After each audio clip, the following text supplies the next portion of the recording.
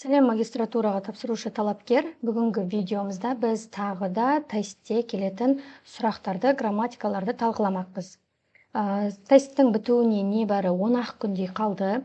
Осы кезге дейінгі кірген үміткерлердің айтуы бойынша тестте ең көп келген грамматика осы герундия грамматикасы екен. Герундиядан көп сұрақ келді. Көбісі герундияны білмейтіндер осы герундия деген немене, осыдан қаншама сұрақ қойып келді деп айтып жатыр. Сондықтан да мен бүгінгі сабағымда, бүгінгі видеомда осы герундия грамматикасын толықтай сіздерге түсіндірмекпін.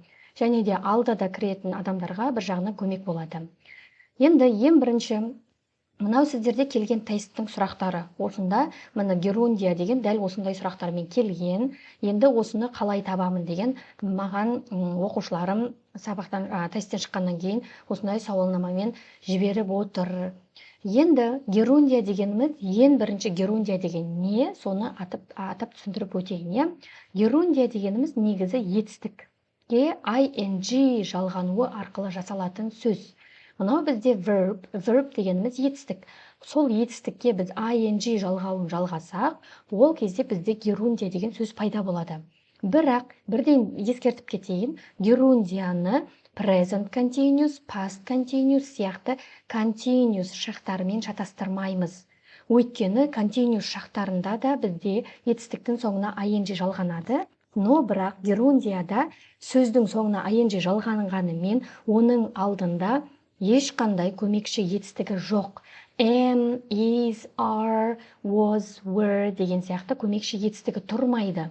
Сондықтан да бұны герундия деп атаймыз. Сондықтан да бірінші ереже ескерте кететін нәрсе continuous шағымен шатастырып алмаймыз.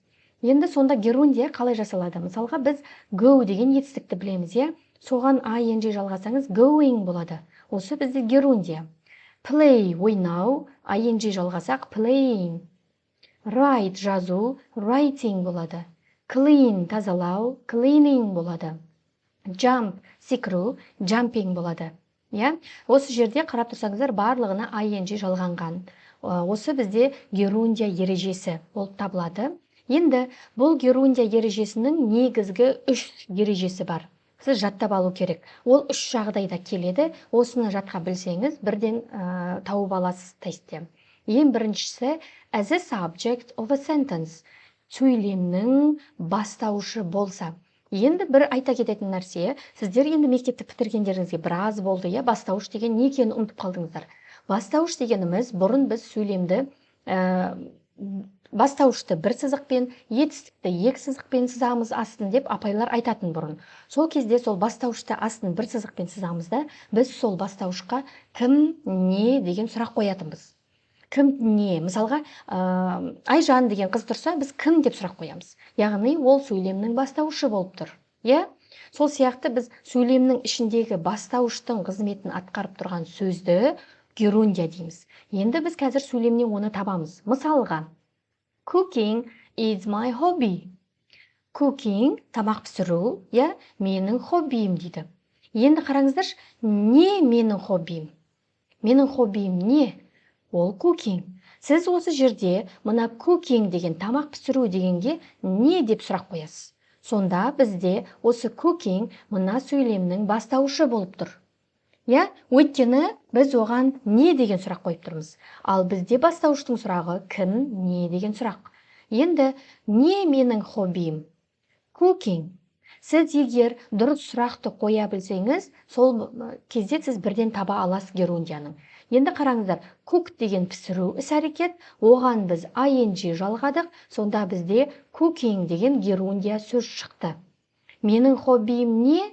Cooking. Келесі екінші мысал. Smoking is bad for your health. Smoking бізде темекі шегу. Темекі шегу сенің денсаулығыңа зиян. Bad деген сенің денсаулығыңа жаман, немесе зиян. Енді не менің денсаулығыма зиян? Біз бірінші сұрақты қойып аламыз. Не менің денсаулығыма зиян? Не зиян келтіріп тұр? Smoking, яғни темекі шегу. Сонда қарап тұрсаңыз, smoke деген шегу деген, оған біз ing жалғасақ, ол герундия болып кетеді. Smokingге біз не деп сұрақ қоямыз? Не менің денсаулығыма зиян? Smoking. Көрдіңіздер ме? Ең бірінші ережесі осы: сұрақты дұрыс қоя білу. Не менің хоббим? Не менің денсаулығыма зиян келтіреді? Деген кезде осы сөйлемнің ішінде кім немесе не деген сұраққа жауап беретін болса, онда бұл бізде герундия болып тұр. Бұл бізде герундияның бірінші ережесі. Кеттік енді екінші ережесіне. After a preposition. After a preposition. Кейін. Неден кейін? Предлогтан кейін. Preposition бізде предлог. Предлогтан кейін. Предлог дегенді біз ағылшын тілінде білеміз, қысқа-қысқа. Of, at, on, in, under дегендер бізде предлогтар. Осы қысқа-қысқа, Енді бізде предлогтан кейін келген сөз, етістік, ол герундия болады дейді бізге. Мысалға, I am tired of waiting for you. Мен tired деген шаршадым. Неден шаршадым? Of waiting for you. Сені күтуден шаршадым. Енді осы жерде бізде герундия waiting. Wait деген күту, оған біз ing жалғадық. Енді неге бұл жерде герундия болып тұр? Өйткені оның алдында of деген предлог келіп тұр. Of деген бізде предлог. Енді I'm tired of. Tired деген шаршау. Мынау tired деген сөз өзі of деген предлогпен бірге жүреді. Екеуі жабысып қалған, айырылмайды. Егерде сіз мен бір нәрседен шаршадым деп айтқыңыз келсе, сіз tired'дан кейін міндетті түрде of деген предлог қоясыз. Мысалға, I'm tired of you. Мысалға, мен сенен шаршадым. I'm tired of waiting. Мен күтуден шаршадым. I'm tired of running. Мен жүгіруден шаршадым. Осы жерде сіз мына tired'дан кейін of деген предлогты міндетті түрде қоясыз, өйткені tired деген шаршау. Егер сіз бірдеңеден шаршадым деп айтқыңыз келсе, of'ты міндетті түрде қосасыз қасына. Енді осы of деген предлогтан кейін келген етістік, осы күту деген, оған біз міндетті түрде ing жалғаймыз. Сол кезде бізде герундия пайда болады. Мен шаршадым күтуден. Неден? Күтуден. Енді екінші мысалға қарайық. He is good at swimming. Осы жерде бізде өздеріңіз көріп тұрғандай swimming деген герундия, өйткені оған ing жалғанып тұр. Енді оның алдында бізде қандай предлог тұр? At деген предлог тұр. Ал бұл at деген предлог ненің қасына келіп тұр? Good дегеннің қасына келіп тұр, Предлогтар бір нәрсемен бірге қосылып келеді, всегда. Екеуі бірге қосылып жүреді. He is good at swimming. Good at деген белгілі бір істен жақсы болу. Мысалға, математикадан жақсы болу. Егер есепті күшті шығаратын болса, I am good at math деп айтасыз. Мысалға, мен математикадан жақсымын деп. Мысалға, I am good at cooking. Мен тамақ пісіруден жақсымын. Егер сіздің қолыңыздан не жақсы келеді, бір нәрсе істеу жақсы келсе, сіз сол жағдайда good at деген осы сөзді қолданасыз. Мен осы нәрсені істеуден жақсымын деген мағынаны білдіреді. Енді good әрқашан at-пен бірге жүреді, ал at деген бізде предлог, осы предлогтан кейін келген swim деген жүзу деген етістікке біз ing қосамыз. Сол кезде ол герундия болып кетеді. Сонда сіз герундияны екінші жолы қалай табам деп тұрсыз ғой? Предлогтан кейін келген етістікке ing жалғанады. Міне, предлог тұр, предлогтан кейін swimming, ing мен келіп тұр. Tired кеп тұр, оның қасында of предлогы бар, of деген предлогтан кейін келген сөз герундия болып тұр бізде. Бұл бізде герундияның екінші ережесі. Енді кеттік ары қарай. Бұл жерде енді жалғыз of пен at екен деп ойлап қалмаңыздар, Бұдан бөлек негізі бұдан да басқа көптеген мысалдары бар. Сол мысалдарына қарасақ, міне. Admit to, approve of, argue about. Мына жерде to, of, about, in, about, on дегендердің барлығы бізде предлогтар. Ал мынау соның қасында келетін сөздер. Мысалға, argue about. Argue деген ұрысу. About деген туралы. Не туралы? Бір нәрсе туралы. Бір нәрсеге ұрысу деген мағынаны білдіреді. Осы жерде argue about. About'тан кейін сізге бір сөз келсе, оған ing жалғанады етістікке. ing жалғайсыз, сол кезде герундия болады. Мысалға, believe in, бір нәрсеге сену.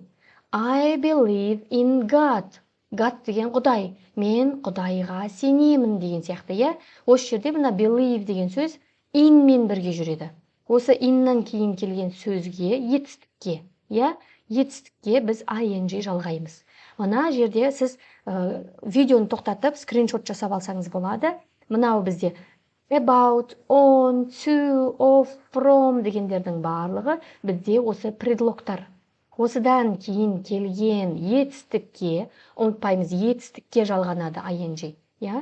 Етістікке сіз ing жалғайсыз. Сол жағдайда ол герундия болады. Енді келесі үшінші ережені талқылаймыз. Герундияның үшінші ережесі, мына жерге байқамай 2 деп кетіпті. After certain verbs, белгілі бір етістіктерден кейін келген сөздерге ing жалғанады. Мысалға, I hate eating onion. Мен hate деген жек көру. Мен жек көремін. Нені жек көремін? Onion деген бізде пияз. Пияз жегенді жек көремін. I hate eating onion. Мен пияз жегенді жек көремін. Осы жерде герундия қайсы? Әрине eating. Eating бізде герундия. Неге? Өйткені аяғында, соңғы жағында ing жалғанып тұр.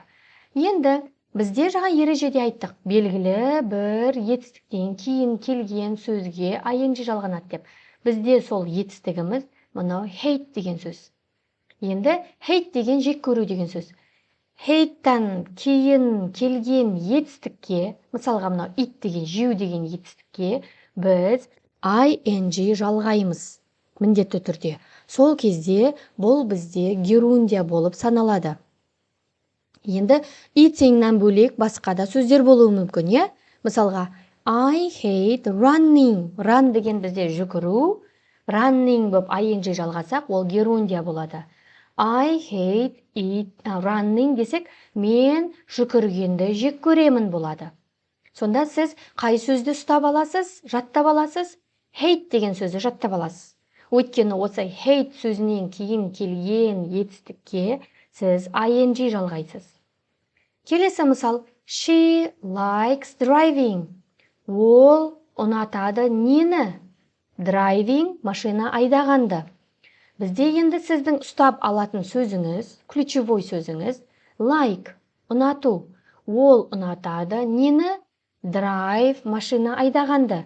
Осы drive деген сөзге сіз не істейсіз? ing жалғауын жалғайсыз. Сол кезде бұл герундия болады. Сіз сонда жаттап алу керек сөздер. Мысалға hate мына жердегі, мына жақтағы like сөзі.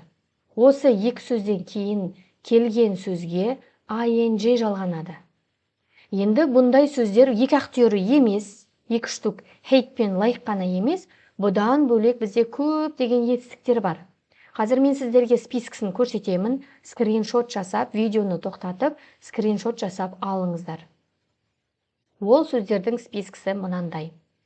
Keep мысалға, сақтау деген сияқты, Мысалға мына жердегі берілген сөздердің барлығын сіз сақтап, есте сақтап аласыз. Осы сөзден кейін келген етістікке ing жалғайсыз.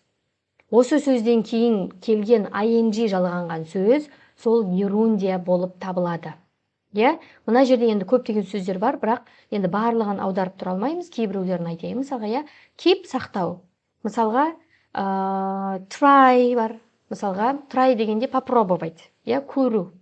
Бір нәрсені істеп көру деген сияқты. Мысалға, like дегенде жаңа айттық, ұнату деген, enjoy, мысалға, наслаждаться деген, allow, рұқсат беру, can't help, көмектесе алмаймын деген, mention деген атап көрсету бір нәрсені, practice, практиковать, quit деген бір нәрсені тастап кету деген, recall деген қайталау бір нәрсені немесе қайта хабарласу деген мағынаны білдіреді деген сияқты. Осы жердегі сөздерді скриншот жасап түсіріп алыңыздар. Осы сөздерден кейін келген етістікке ing жалғанады және ол сөз герундия болып табылады.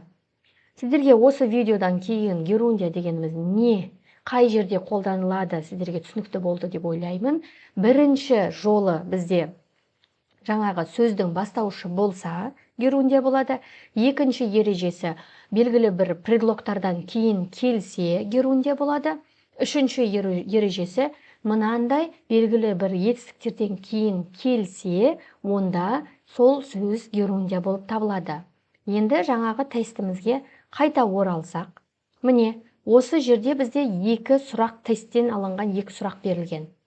Бірінші сөз would you mind, сосын бір сөз қалғанда the front door дейді. Mind деген сөз бізде жаңағы ең соңғы үшінші ережеге жатады. Mind деген сөзден кейін келген етістікке ing жалғанады. Сонда біз мына C вариантын таңдаймыз. Өйткені mindтан кейін келген сөзге ing жалғанады. To жалғанбайды. To келмейді мүлдем.